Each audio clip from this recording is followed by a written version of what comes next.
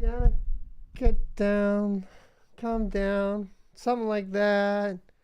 Yeah, yeah, yeah. Ho, ho, ho. I always wonder how this is going to translate on Spotify, and I'm like, probably not good. Bam! Oh, what is going on with it? Here we go. Just don't worry about that. We'll just fix it like that.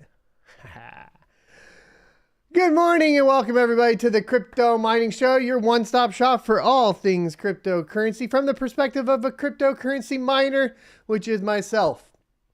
And this is a show to discuss cryptocurrency and the future generations to come and whether or not they'll be free or oppressed. I feel like that's the direction we're going into. And we are going to talk about it more today. It's clear after some tweets from various representatives of our federal government in the United States, as well as some clarification on this executive order, that the goal is to move towards a central bank digital currency. We'll be talking about it. We're also going to be talking about NVIDIA release date for the 3090 Ti. U.S. inflation up 8% in February. And just mining profitability being down today compared to yesterday. Holy moly. I did watch Bitsby Trippin's video on the executive order yesterday, so we are going to talk a little bit about that perspective. And we'll give you guys my perspective on it too. Remembering to keep all opinions as such. They're opinions, and there's definitely no reason to have any attacks towards any individual, so on and so forth. Let's go ahead and get into the ad for the day, and then we'll talk about the news. Today's sponsor is myself. To support the channel, click the join button below the video and you will get access to our privately hosted Rocket Chat. Selecting the $1.99 option will get you access, and after that you need to head over to the membership tab, scroll down, and expand out your membership perks. Find the section for connecting on social media, and in that section there will be a secret registration URL to join Rocket Chat, where you can sign up to enjoy talking with other cryptocurrency enthusiasts and miners without spammers, scammers, or bots. There's a war brewing between centralization and decentralization. A lot of that will have and come down to essentially your access to the internet and providers restricting it. In an interesting move from Elon Musk, he refuses to block Russian news on Starlink. I have been talking about this previously, where I said I did get Starlink for my backup because I don't trust that the ISP will continue to allow me to mine in the case it's heavily regulated. And it looks like I made a good choice in pre-ordering it, because it does seem like Musk would be less likely to start getting rid of my connection based on my usage surrounding cryptocurrency. Space Exploration Technologies Corporation, SpaceX chief Mr. Elon Musk has revealed that his company is preparing for defense against cyber attacks and signal jamming. SpaceX operates its Starlink satellite internet constellation throughout the globe, and Musk came into the spotlight last week when he announced that his company would ship Starlink user terminals to the conflict region of Ukraine in response to a request from the country's vice prime minister. Since then, the terminals have made their way into Ukraine, and Starlink is providing internet connectivity to emergency services and others who might need it. Musk outlined that Starlink has also been requested by governments to block Russian state-sponsored media outlets and declined to do so. All right, a little bit of light today at the end of these tunnels. Musk's comments were made on the social media platform Twitter just moments back, when he shared two tweets that described new measures SpaceX is taking in response to the rapidly changing environment in Ukraine. These will slightly delay Starlink's plans to launch second-generation satellites, which have been a bone of contention for several rivals, and develop its Starship launch vehicle system. The executive's first tweet stated that SpaceX reprioritized to cyber defense and overcoming signal jamming will cause slight delays in Starship and Starlink V2. That's fine. We get it. I kind of get it, right? This comment comes after several commentators had speculated whether Starlink was putting itself into harm's way by providing internet connectivity to Ukraine. According to Musk's own words, the user dishes his company has shipped to Ukraine are vulnerable to cyber attacks, particularly since they are the only ones that are providing connectivity in some regions of the country. He also admitted that the dishes are vulnerable to cyber attacks since Starlink's rival Viasat saw its equipment, quote, rendered permanently useless, end quote, in the immediate aftermath of the Russian invasion. His second tweet shared that several governments, excluding Ukrainian officials, have also asked Starlink to block access to Russian news sources. Despite aiding the Ukrainians in their time of need, Musk remained firm on this front and stated that he will not comply with these instructions, citing the obstruction of free speech that they entail. According to him, Starlink has been told by some governments, not Ukraine, to block Russian news sources. We will not do so unless at gunpoint. Sorry to be a free speech absolutist. Look, man, we need principled individuals making big decisions. We need principled individuals discussing these topics. We need to base it in the fundamentals of decentralization, of access to information, financial services, and everything to all, regardless of race, religion, or country of origin. In response to users on Twitter pointing out that Russian media outlets are propaganda, Musk replied that he believes all news sources carry propaganda to an extent, and some do so more than others. He's not wrong. In response, Musk took the comments in good stride and retorted that perhaps it was poor weather conditions that had made his company ship the terminals to Ukraine. Starlink has stepped up its satellite launch cadence this year and is on track to launch a new mission every week. So far, SpaceX has launched 9 rockets this year as it continues to develop its Starship rocket in Boca Chica, Texas, where its facilities are currently undergoing an environmental assessment by the Federal Aviation Administration, the FAA. For more on Starlink in Ukraine, take a look at these. So, I think I pretty much said everything here that I already feel like needed to be said. But to sum it up, essentially what we have is the request of governments, etc., to internet service providers to shut down access to specific regions. And if you think that that won't bleed over into your region eventually, if they figure out that they can manipulate and do this at will, then I think you're lying to yourself. And we do need people in power of or in control of internet service providers that have the public's basically well-being in mind and preserve free speech, preserve pretty much, as far as from the U.S. perspective, the Constitution. And that's how I feel about it. And I think that what Elon Musk did here was great. So there you go. I still disagree on Doge.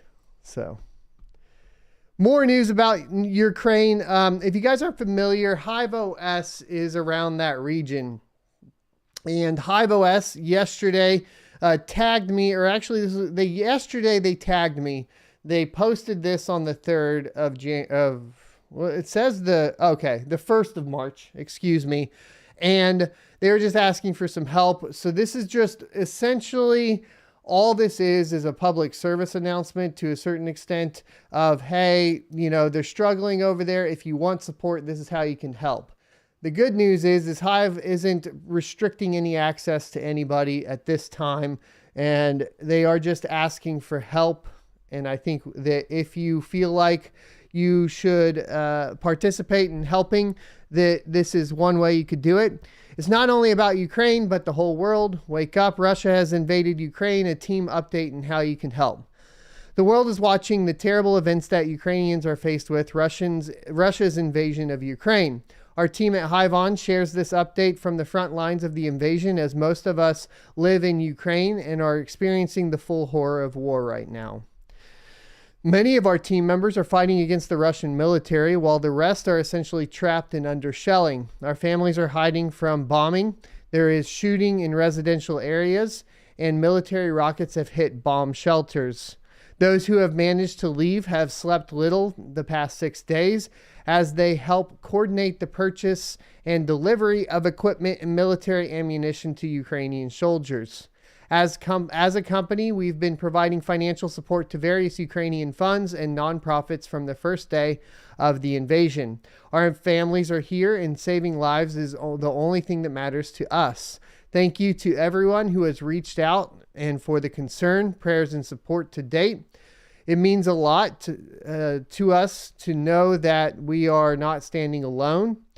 Included below are links to different ways you can continue to help and support our country. Please help Ukraine and the entire region achieve peace. So number one, you can donate special accounts to raise funds for the armed forces of Ukraine. Here. Come Back Alive Charity Fund is here. And to help in crypto, this is provided by Mikhailo Fedorov, Minister of Digital Transformation of Ukraine. And then they do have a Bitcoin address listed, an ETH address listed, and a USDT address listed, along with the QR codes for that. Number two is you can read and share truthful information about Russia's attack on Ukraine. They have links here essentially to the true situation in Ukraine, live updates about the situation in Ukraine, and the Washington Post about Russia's invasion of Ukraine. So this would be, if you wanted the perspective of what some people that are actually in there think about this in particular and think the true side is, if you want that perspective and that opinion, these are essentially the articles that they would recommend. Organize and join protests wherever you are. Silence and inaction are killing, and this war affects not only Ukraine, but the threat of peace and security for all of Europe.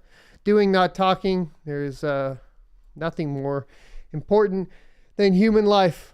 I guess it depends on if you have a soul. I'm not really sure. But there you go. So at this point, I respect Hivon's approach to this. Obviously, they've been struggling. I know I see people asking for support on various forums on Facebook, on Twitter and stuff. Keep in mind, they have a lot going on right now. So, maybe some of the community can help you out. Try to ask the community for your help with HiveOS and not spamming their specific support channels. That could also alleviate some of the pressure there. And we'll get through this. We will. They'll get through it and we'll move on. Let's talk about the 3090 Ti graphics card launch and reviews. They should be coming on March 29th. This is coming from WCCF Tech. NVIDIA has seemingly greenlit its upcoming flagship graphics card, the immensely delayed GeForce RTX 3090 Ti, for a late March launch. NVIDIA GeForce RTX 3090 Ti seemingly greenlit for 29th of March launch. Reviews land the same day too. In the latest report by Video Cards, who managed to acquire the internal GeForce RTX 3090 Ti embargo schedule, it is mentioned that NVIDIA flagship is going to be announced with its review and retail availability the same day on the 29th of March. The NVIDIA GeForce RTX 3090 Ti will undoubtedly go in the history for its long delay, spanning almost 4 months since its teaser introduced at CES 2022 in early January.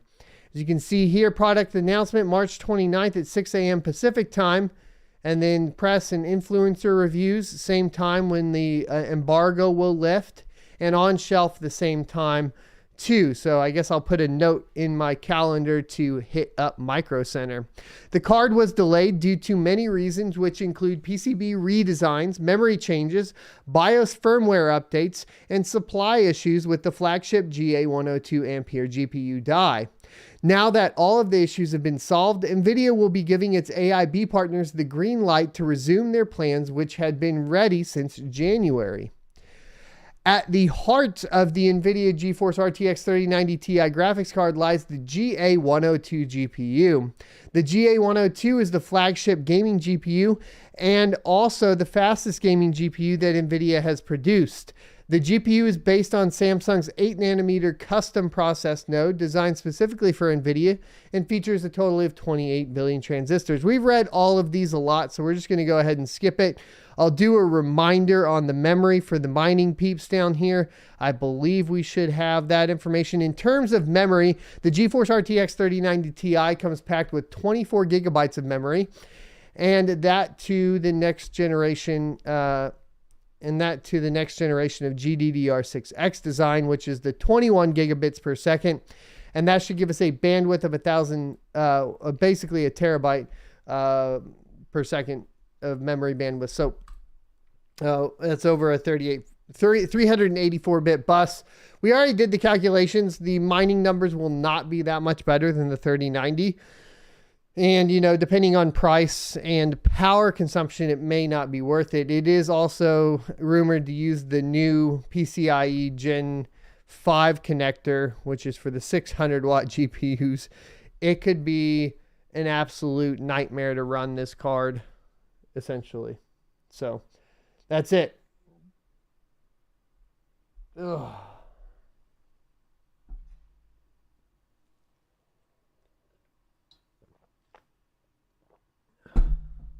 All right.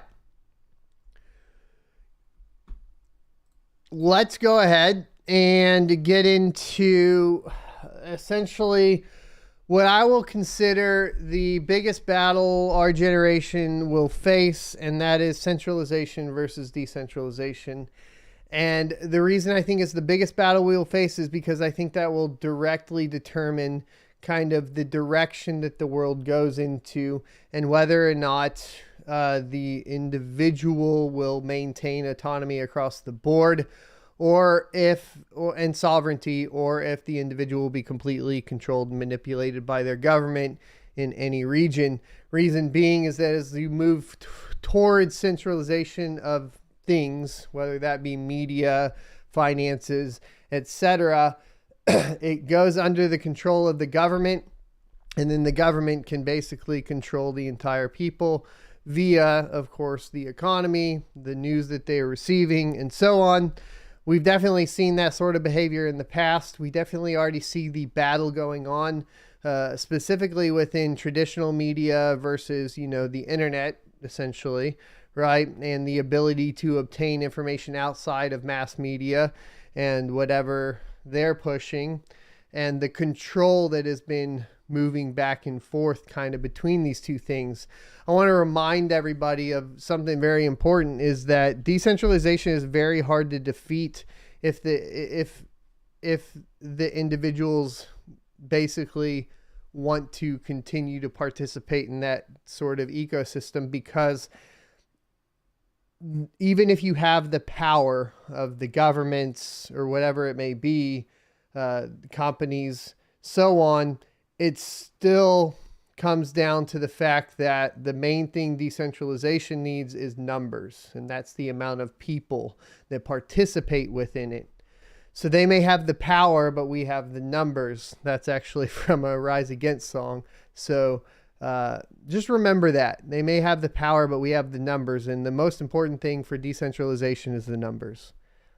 And let's get into it.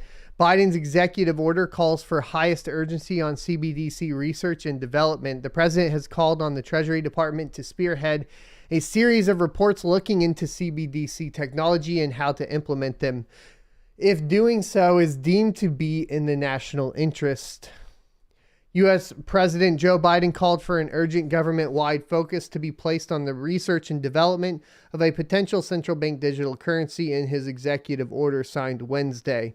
The order calls for a full-scale assessment of the potential benefits and risks of a CBDC, both for consumers and investors as well as the broader U.S. financial system. Biden has ordered the Treasury Department to spearhead the research and report with input from the other federal agencies, including the Secretary of Commerce and the Secretary of Homeland Security.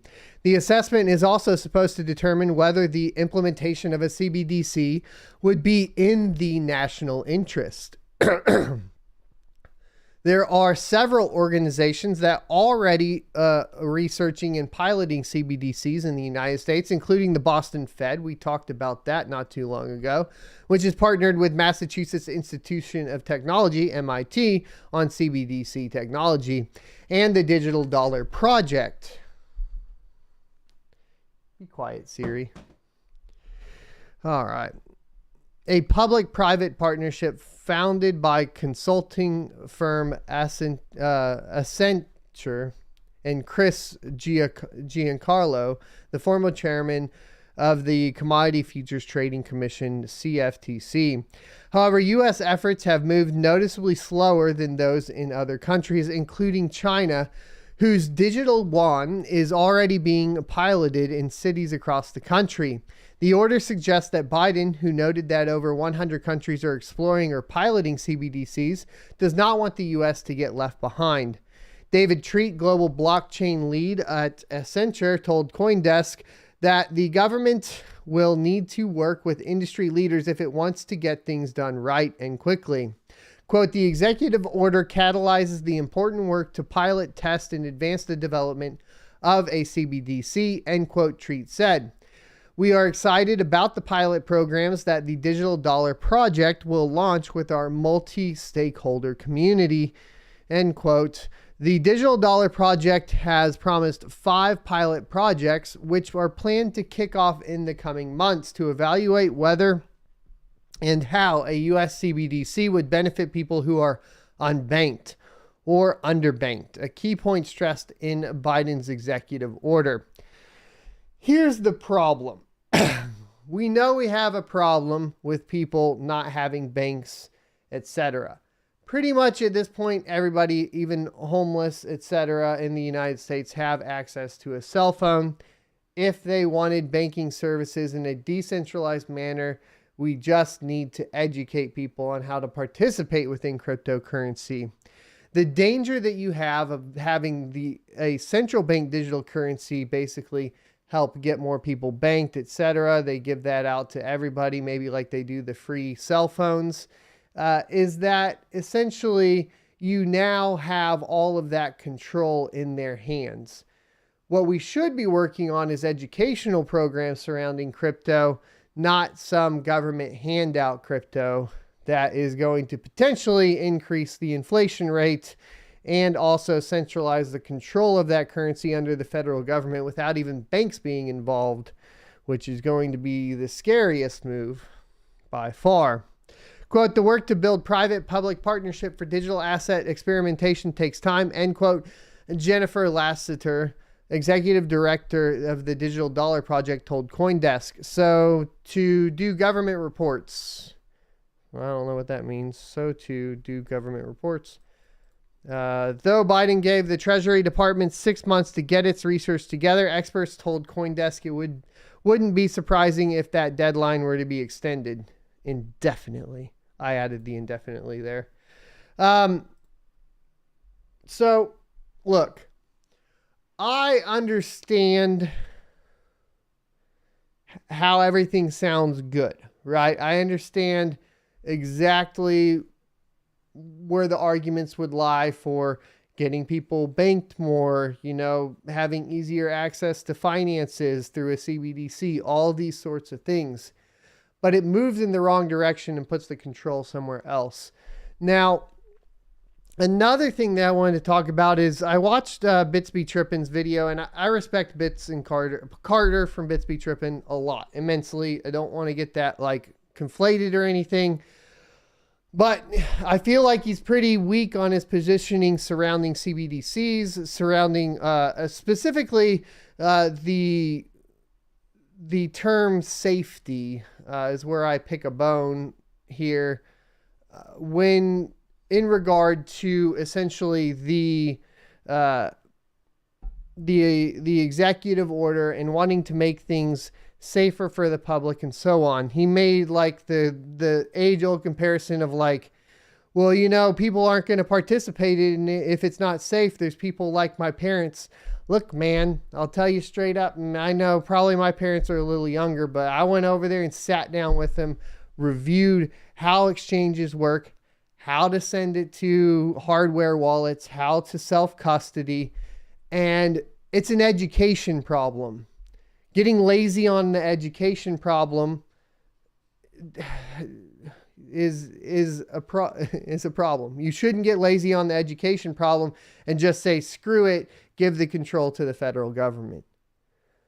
That's like the opposite. Okay, so a good example, right? We could go to like firearms. Well, a lot of people will never train and never know how to use firearms. So we should just make sure that we regulate the firearms so that people don't have as much access to them. Or you could create educational programs that teach people how to utilize firearms. Remember, like back in the day, you would shoot BB guns and pellet guns in the Boy Scouts. Maybe now we just need the Boy Scouts teaching self-custody. I don't know. I'm just saying that excuse doesn't fly with me personally. And it shouldn't. And if it's older, if it's an older generation, then fine, they phase out. Because that's what older generations do. And you educate the younger generation in self-custody and financial autonomy. That's how I personally think about it. I understand the argument. I just disagree. Because I think that what we see here is a straight attack on the individual from the government. That's what I feel that we're seeing here.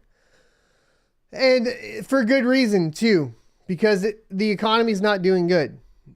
If we take a look at another article from CoinDesk, U.S. inflation rises to 7.9% in February, a fresh 4-decade high. Bitcoin, seen some investors as a hedge against rising prices or dollar devaluation, was little changed after the Consumer Price Index report, which closely matched economists' expectations. All right, I got some allergies today. U.S. inflation accelerated in February to a fresh 4-decade high, signaling supply and demand imbalances were a little improved amid soaring gas prices. The Consumer Price Index rose 7.9% over the past 12 months, the fastest since 1982. The U.S. Labor Department's Bureau of Labor Statistics reported on Thursday. On a monthly basis, the CPI rose 0.8% in February, faster than the 0.6% increase reported for January. So-called core inflation, which excludes volatile food and energy prices, rose 0.5% in February, slower than analyst expectations. The core inflation rate was driven by increases in shelter prices as well as for recreation, household furnishings, and airline fares. Bitcoin, the largest cryptocurrency by market capitalization, has held steady at 39,300 5 minutes after the report was released. Some traders view Bitcoin as a hedge against inflation given its limited supply.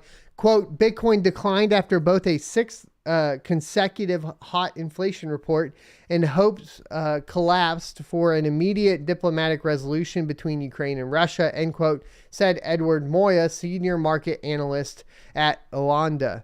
Quote, Bitcoin remains locked into the risk trade and will continue to trade off incremental updates from Ukraine. Gasoline prices rose 6.6% in February, accounting for a third of the monthly increase in overall price index, the Bureau said.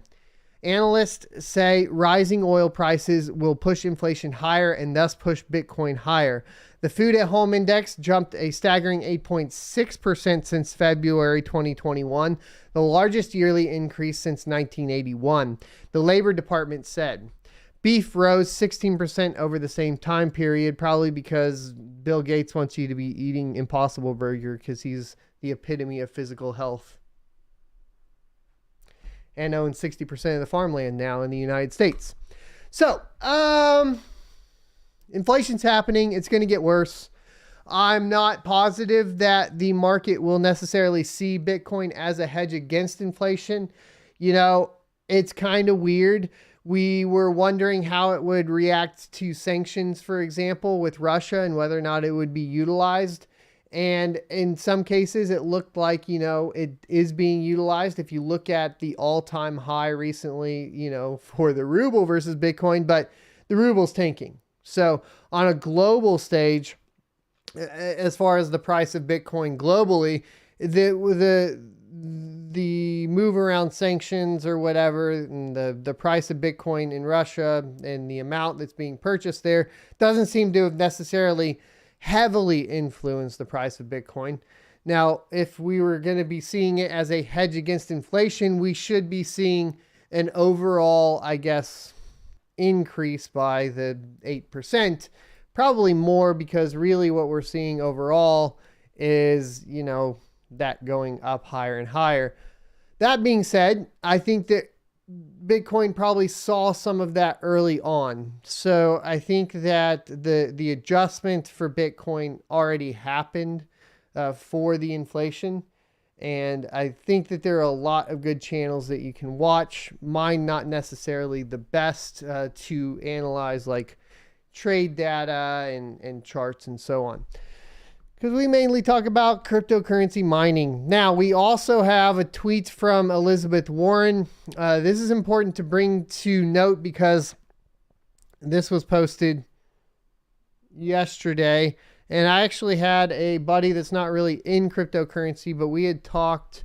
It's an old coworker. We had talked, I guess, earlier this week, kind of about what was going on, the dangers of crypto or central bank digital currencies, and where that would lead. And then he sent me this, and he said, "Yeah, he said they're showing their hand now," and I believe they are. So just point out this tweet. He sent me a screenshot of this tweet. It says, "I've been ringing the alarm bell on crypto, from consumer protection to environment to national security, especially since Russian elites can use digital assets to undermine sanctions. POTUS is right to spotlight crypto's risk, and we need strong rules before it's too late." Get out of here, Warren. You just want all the money, don't you?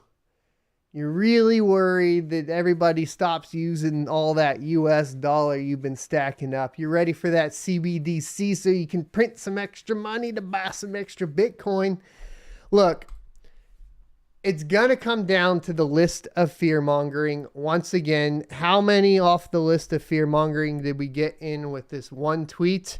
Consumer protection, 1. Environment, 2. National security, 3. And look, those baddie Russians, we're adding that to the fear-mongering list. Let's go ahead and make sure that they can't participate within cryptocurrency. That's a reason you don't want them participating in it. You know, they're from over there in Russia. Look, this is just standard fear-mongering from the establishment, because Bitcoin, if used properly in a decentralized manner, is a credible threat to the rules they have set.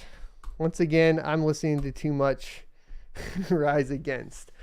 Let's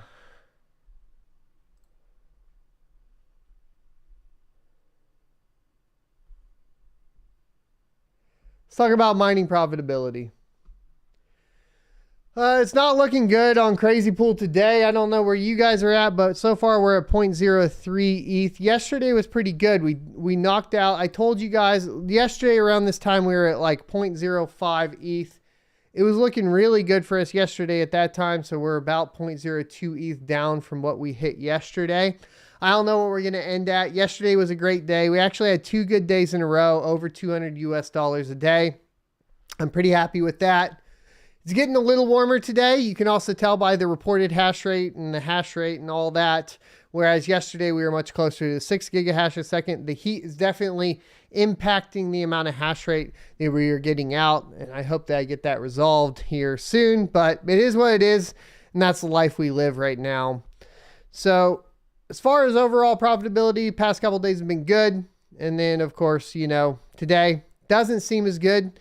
You know, we should be over $100 for the day so far. And we're not. We're at 88 US dollars. And that is what it is. As far as the spec mining, I am up spec mining Caspa. The node synced sometime yesterday. The algorithm is heavy hash. And we are doing 142 mega hash a second on a 1063 gig. It doesn't seem to be any different than the 1066 gig, which is the 142 mega hash a second. If you guys want information on how to set up these pools, it's fun. Like if we go to the flight sheet, essentially you have to basically do the installation URL for your, for the miner, and then, put in, you know, you have to build the node and then put in the local IP of the node. It's a fun process. So if you are interested in it, let me know. I can do like some sort of guide around it. I also don't want to flood that network too bad though yet. It's very, very young. I think there's only like 400 people in the Discord. Let's talk about the RTX 3090 profitability on what to mine. We're showing $3.38 a day after power on Ethereum. So definitely down from yesterday on profitability. Zell hash is still more profitable on NiceHash than it is to mine directly, but only by 2 pennies. You have Conflux at $2.07 a day. Ryo at $2.15 a day, which has been interesting. I did notice that Ryo really is kind of being utilized a lot. I need to get in with Fire Ice UK at some point and figure out what's going on with that. Ethereum Classic, $1.95 a day after power.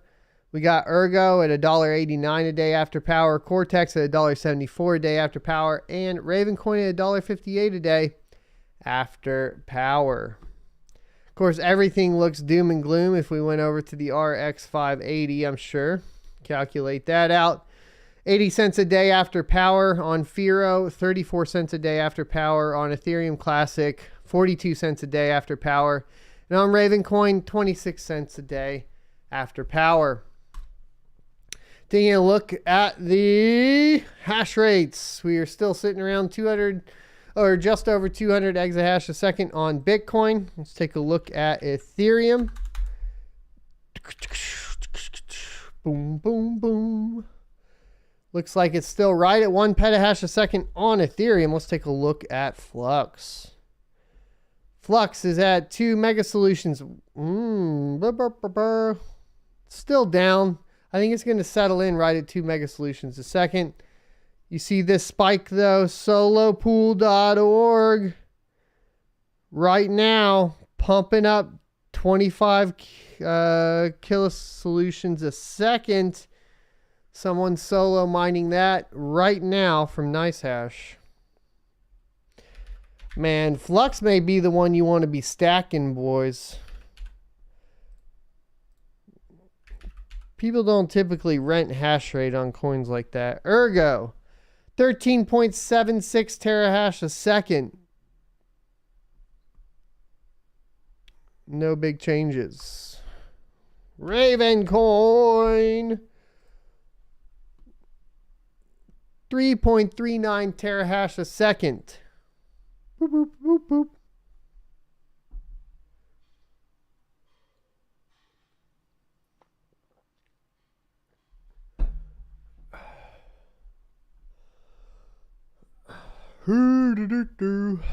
So, mining pool profitability for the past 90 days. Mining pool hub in first, flex pool in second, crazy pool in third. For the last 60 days, flex pool in first, mining pool hub in second, crazy pool in third. For the last 30 days, ZET in first, mining pool hub in second, flex pool in third. For the last 21 days, mining pool hub in first, ZET in second, flex pool in third. For the last 14 days, ZET in first, flex pool in second, mining pool hub in third. For the last 7 days, ZET in first, mining pool hub in second, flex pool in third. For the last 3 days, ZET in first, mining pool hub in second, flex pool in third. For the last day, ZET in first, flex pool in second, Ethermine in third. Unfortunately, the top two pools, for the most part, are participating in censorship on the network, which is flex pool and Ethermine. And if we looked at sometimes mining pool hub being up there, unfortunately, they participate in KYC to an extent, very light KYC, but you do have to sign up for an email with an email. Use a burner email if you want to go over there, I guess, but not a fan. So I usually don't mind the pools that require that. ASIC mining, the Kadena miner KD6 is down to $115 US a day. KD5 down to $75 a day, still taking the top two slots.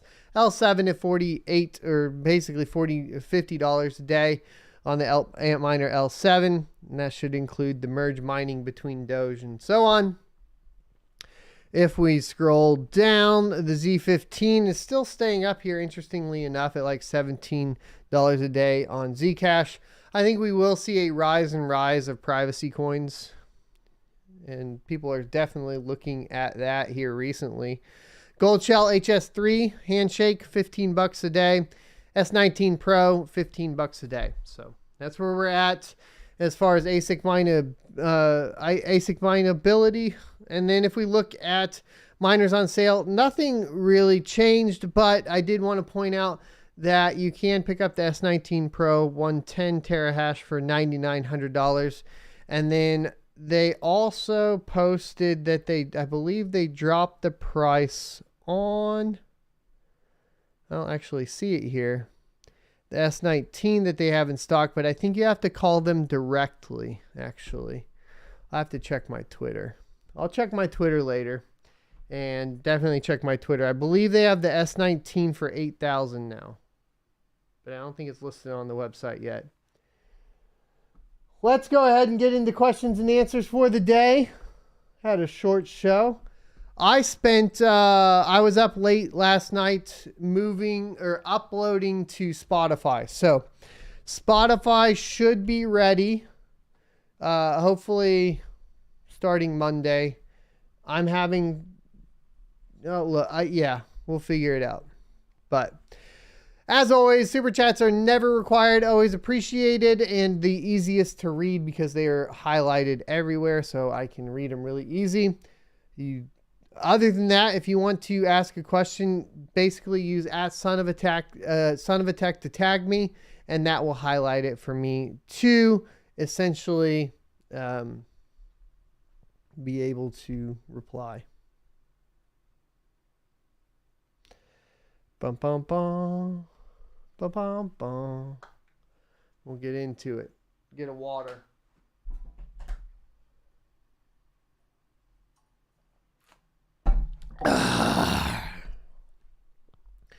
Oh, it'll be a nice laid back day, yeah? Looks like it. All right.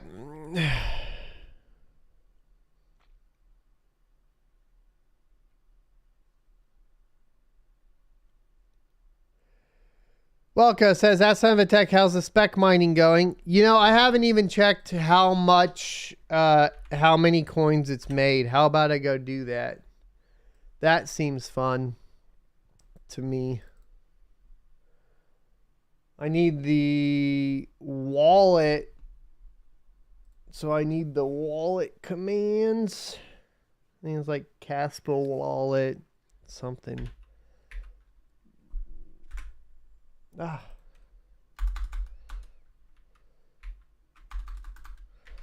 Caspa.net. I think it's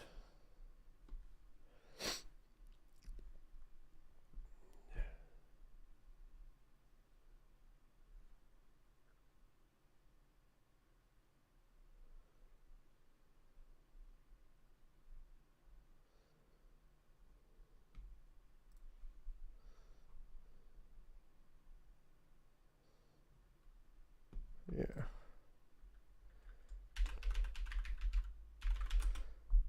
I'm going to check and see.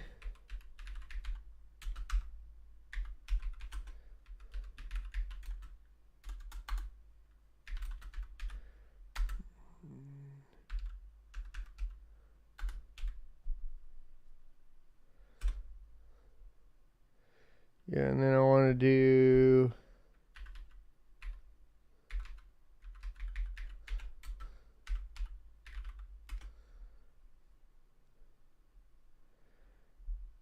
where am I? Oh yeah. Probably boring for you guys, but I don't know what's on here, so I think it's gonna be like, I'm gonna just take a stab and say it's balance.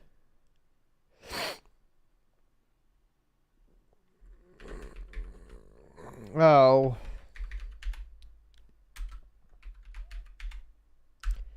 The daemon shut down. No.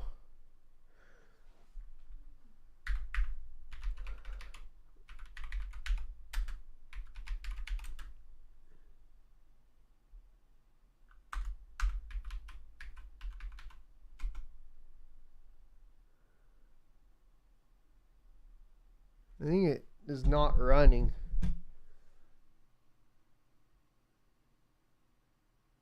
Yeah. I can't even check the balance right now. Whatever. All right. Leonardo Muhammad says, do you know anything about deeper network hardware VPN? I'm looking into getting it that because Starlink is expensive for now. Not necessarily. I know like you can do, there's a lot of like, I don't know about deeper network specifically, like DDWRT is what I flashed my routers with. Some goblin loser says, ask Tech, my question is, will you have a good rest day soon? And if so, will you take full advantage of it? Probably not. We have a lot of work going on right now. I am going to try to hit jujitsu today because I haven't got to go this week. Anything and everything says, ask Tech, what do you think of POS versus Hive? Are the GPU temps monitoring worth the change? I think for a lot of people, it's worth the change. For me, like, Hive does so much more than everything else from a management perspective that I wouldn't move off of it. So,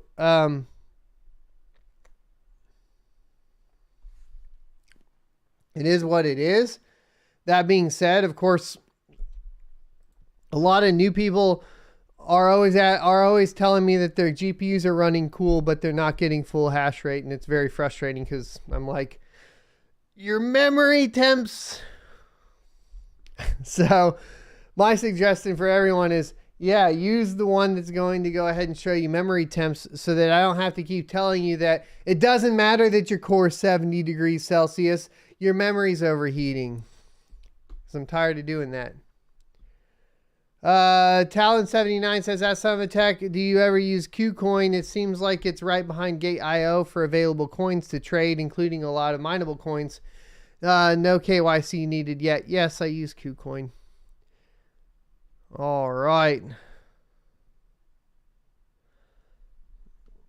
I don't do that. So we usually keep all the curse words out of chat, boys, but Killyfish did say he swapped all of his ETH to Sandbox token and swapped from Ethermine to 2 miners to get paid out, and says, F that centralized stuff. Bot Crusher, thanks for the $19.99 super chats. Said, here's some energy drink funds. Also started splitting my mining farm to 50% ETH and 50% Flux. Seems like a good move. You know, I think that supporting Flux is a good move in general, but that is what you're doing. So when we talk about mining coins that are not as profitable, right? Not mining the most profitable, what we're talking about is support of the network, not profitability. And that's important to keep in mind, right? So for example, on, like I am currently mining Caspa. It's not even listed on an exchange. I don't know if it'll ever list on an exchange, but I am intrigued by the fact that they're aiming to be the fastest proof of work network. And I want to support that idea. So I'm supporting that network. But is it the most profitable? No. And that, from the perspective of like what I would tell you to do, which is, from my perspective, for profitability, surviving, especially when margins are getting tight, I would say mine most profitable, swap for the coin that you think is going to go somewhere. So you could swap for Flux. Mine ETH, you would be able to buy more, in theory, Flux that way. Of course, currently, exchange-wise, that can be a little tricky. Payout method-wise, that can be a little tricky because of fees. So there is that argument, but that would be the idea. However, Flux does need support on their network. A great thing, though, that you can do is get 1063 gigs and throw them on the Flux network. That's what I did with my 1063 gigs until we started doing this. Techie Rod, thanks for the $5 super chat. Says thanks for all the hard work. Thanks for watching, Techie. All right. It's all good. Mining company says at Tech. Curious, did you throw your K node on a VM or bare metal? The Caspa node is on VM. It's and I built the VM out to the specifications they provided.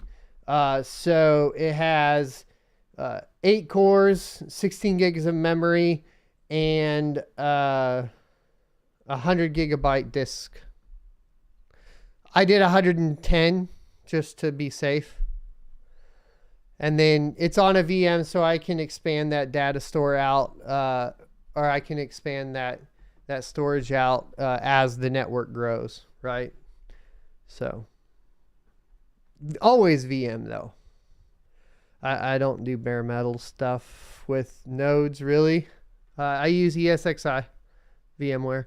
Scott Schultz says, at Tech DC, Moore's Law dead video on the 40 series. Yes, we talked about it yesterday. And the GDDR7 as well. Morado LF Games. Moradolf Games, maybe? Moradolf Games. Says, at Tech, have you tried solo mining Ergo?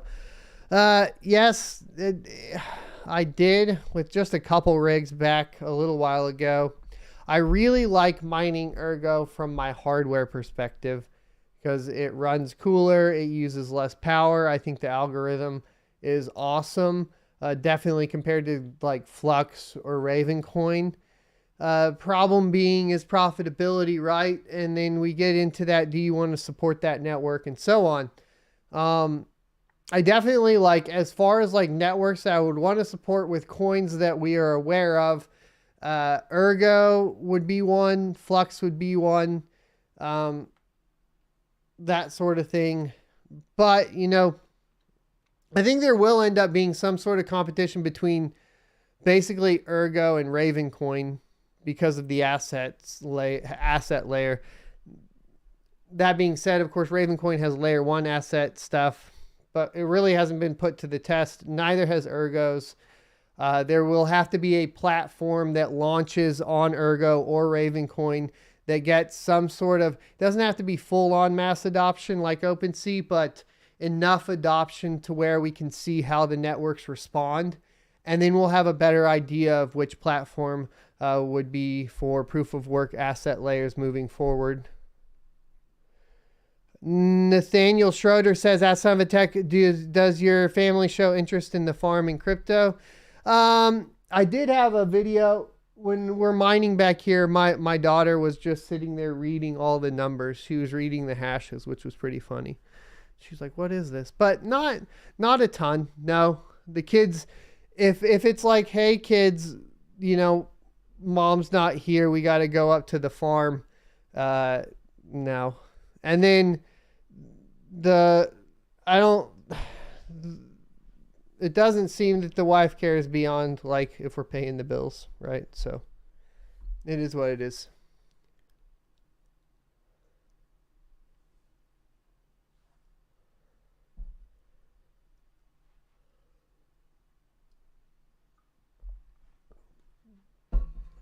Coyote says to look beyond ROI on ETH miners, but you have to be careful with that. Look, your business, if you're into investing and purchasing coins, your business is significantly different than what a miner's business is. And that's what it is. It is a business. The positives from mining that you get is that ROI, right? And is that paying the equipment off? We're going to be there to secure your networks, but we expect to get paid in return. That's like the whole point of it, right?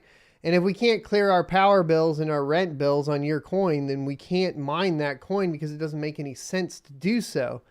So to say to look beyond that is a little silly, other than, you know, the spec mining. But spec mining to me is like what I'm doing with CAS, but not necessarily doing with like Ravencoin or so on.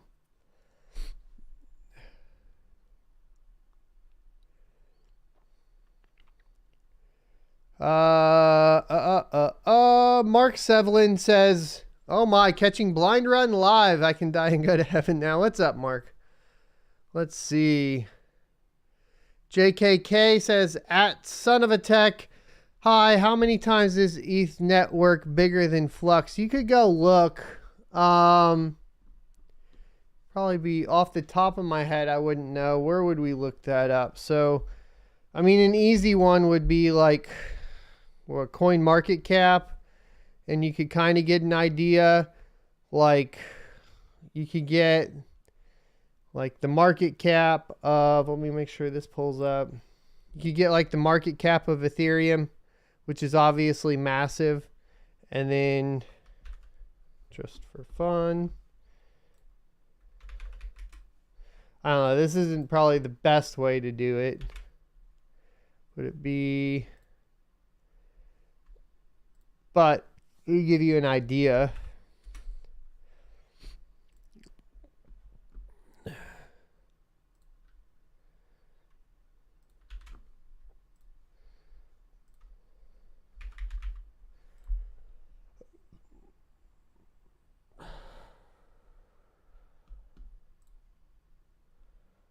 Not that. Where is it? Yeah, it's like 1/10 of the size, right?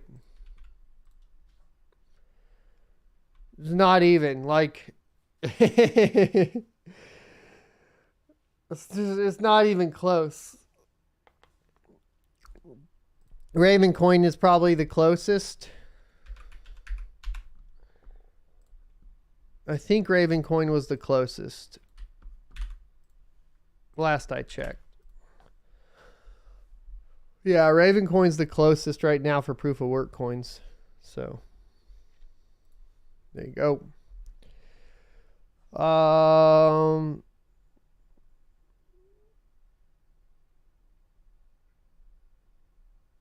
The rookie cookie says, ask Son of a Tech, what about Cero? Seems to be doing good. I mean, a lot of I think it's because it's the, you know, the privacy coins. A lot of the privacy coins have been pumping.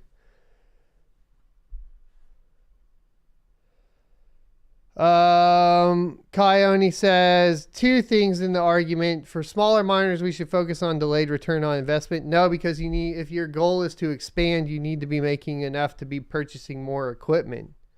So I disagree.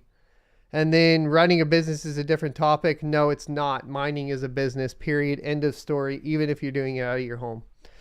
VTR says, ask Son of a Tech, what do you think about GMT mining token as an alternative? I haven't looked at that. Sorry. No clear idea. I'd have to do research.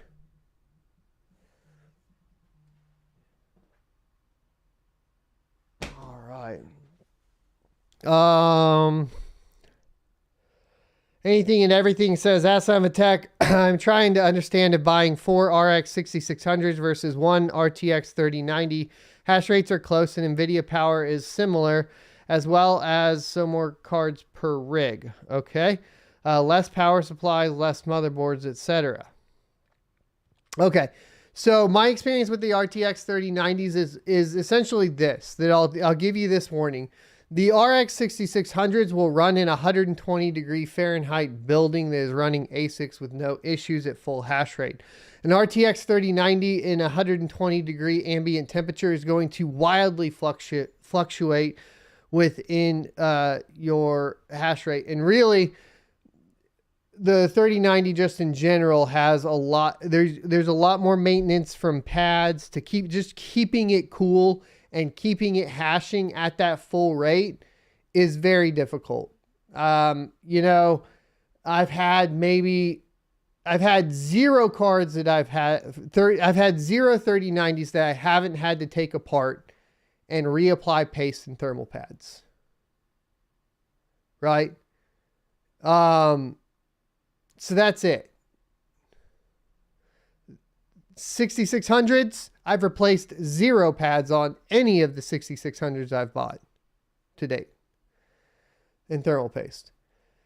So I think there's a better option in between those, just to get like a 3070 non-light hash rate is a better option, for example, kind of in between those. That's going to they're just basically workhorses. Those I've replaced. I had some issues with the Asus TUF models. I've had to replace all the pads on the Asus TUF models, which is about 4 or 5 of them. The rest of them seem to be pretty good.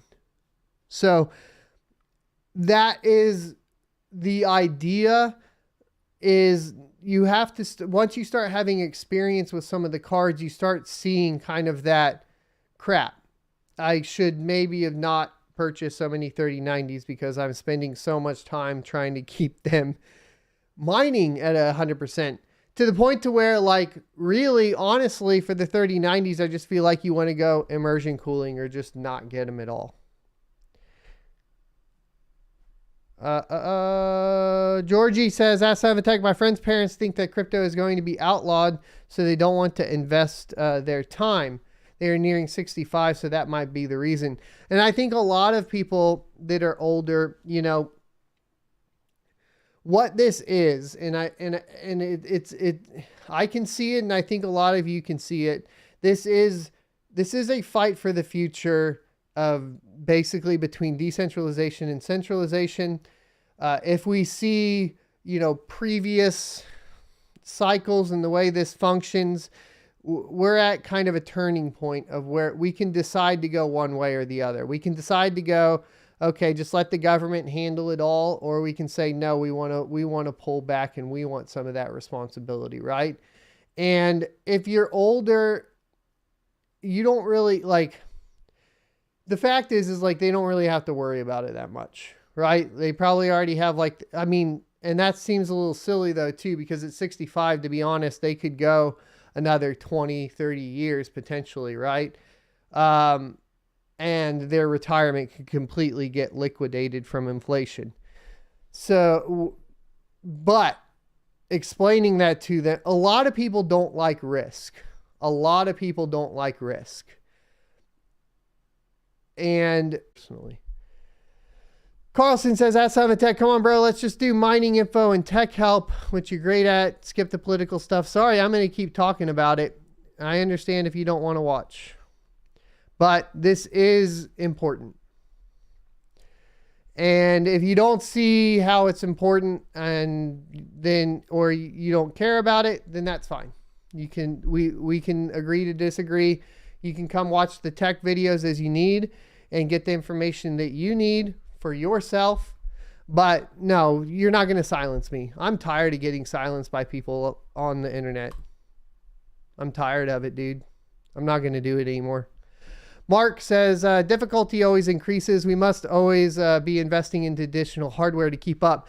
Yeah, and that's the hard part, right? When we're talking about mining purely from the business perspective, if we're looking into the future, here's how it plays out, okay? You could mine a coin that's not as profitable right now in hopes that it goes up in price in the future, okay?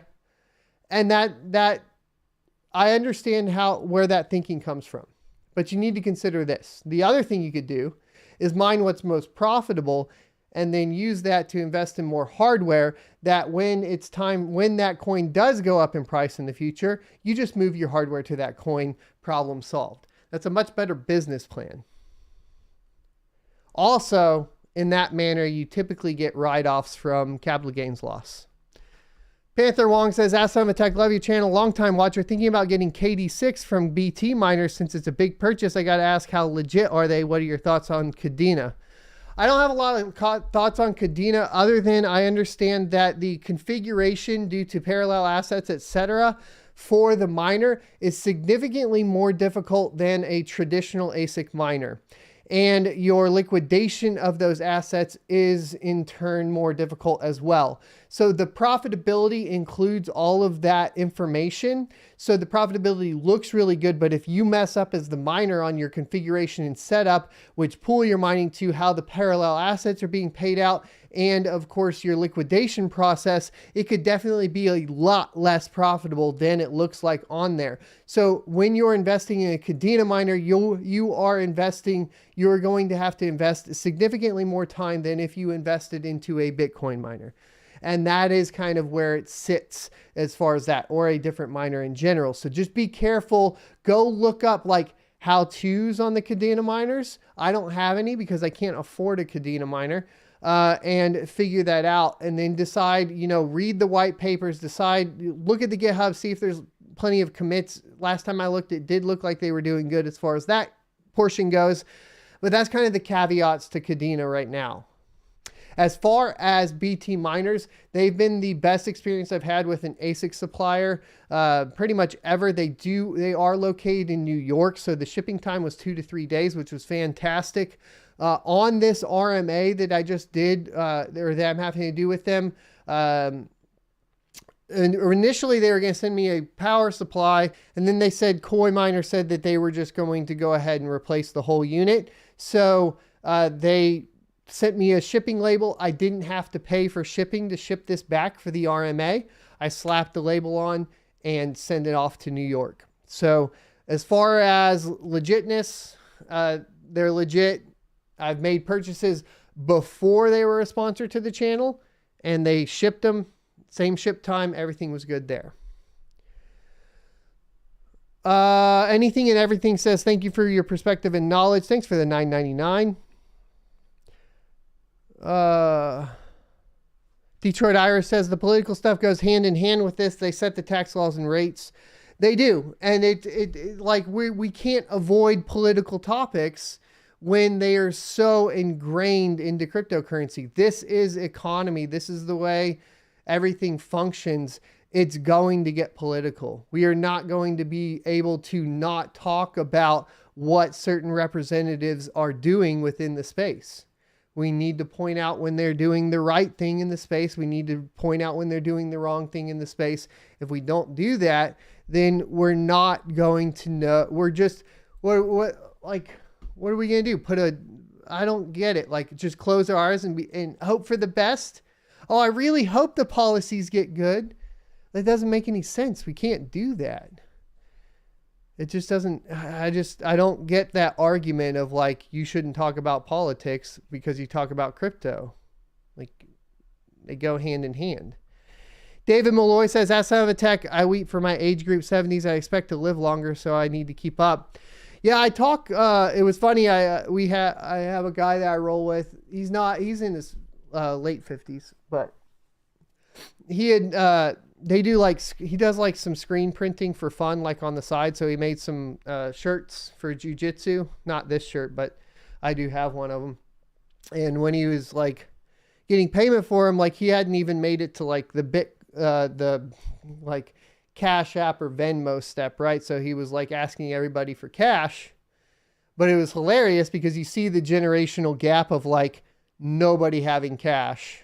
And then like the older generation having cash, right? Like 50 and up, they're like, oh yeah, I got you. They got the $20 cash, right? He comes to me, I'm like, I don't have cash. What's cash? It's kind of funny that way. Christoph Superville says, at Son of a Tech, any news since yesterday about the merge? No news yet. I have not seen a response from the Ethereum group on that particular hack or attack vector at this point. Georgie says, Ask Simon Tech, is there any schedule to your video releases between morning show highlights and other content? I watch every morning, and I don't really want to rewatch, but I do like the vids. So, yeah, right now, the definite schedule is always like 9:45 a.m. for the live show, 2 p.m., 6 p.m., and 9 p.m. for the clips. I replace some clips with original content depending on where I'm at.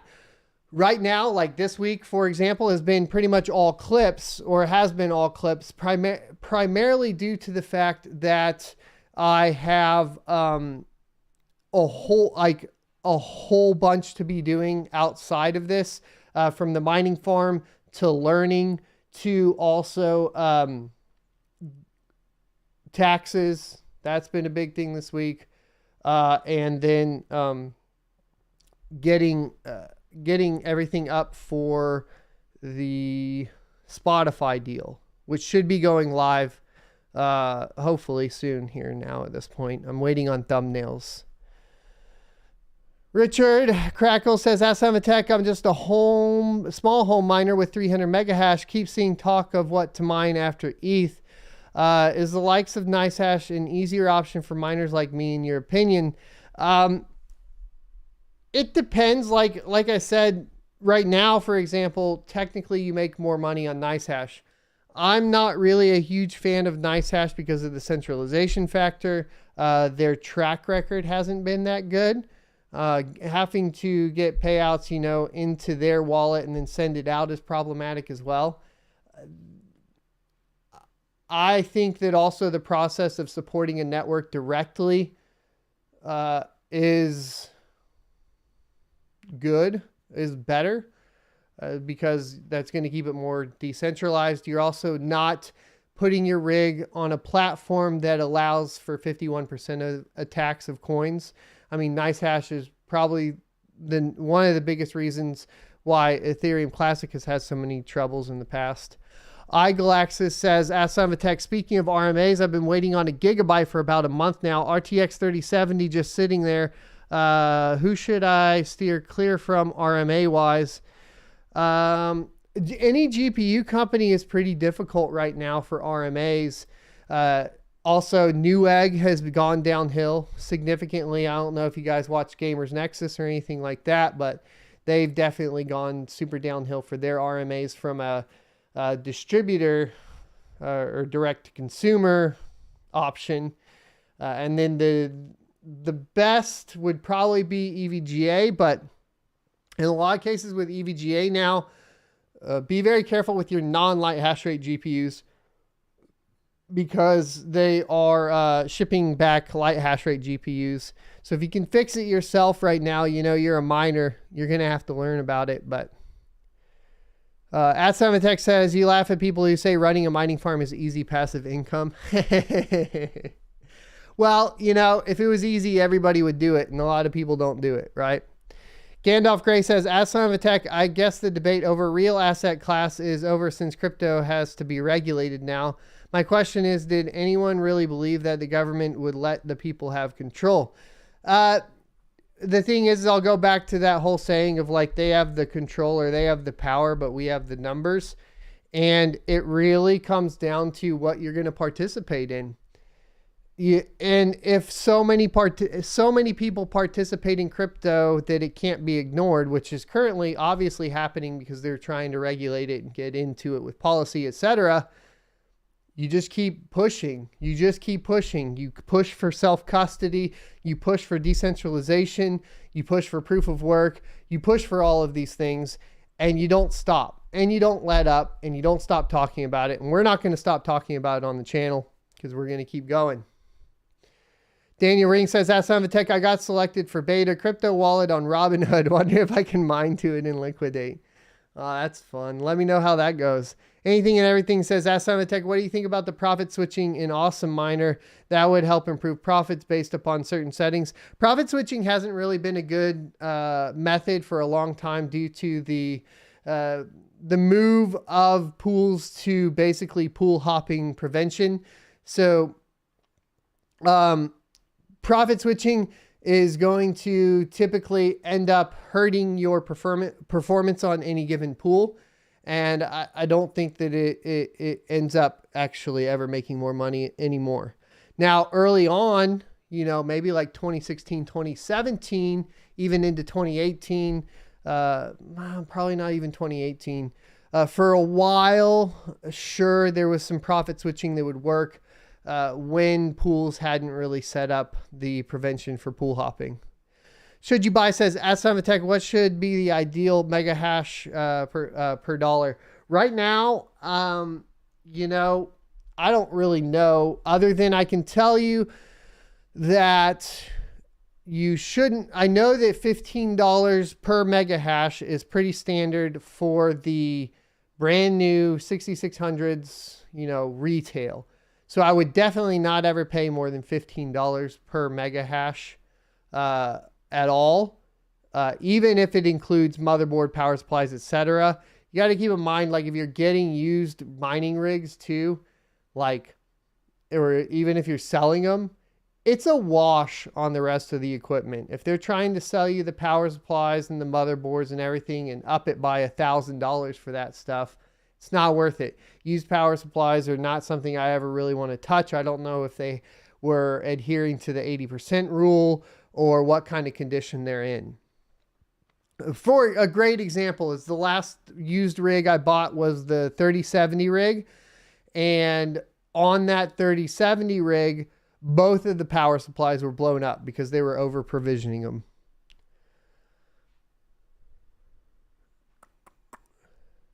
Georgie says, at Son of a Tech, do you know of any other companies that does something similar to unminable? No, I do not. Not at this time.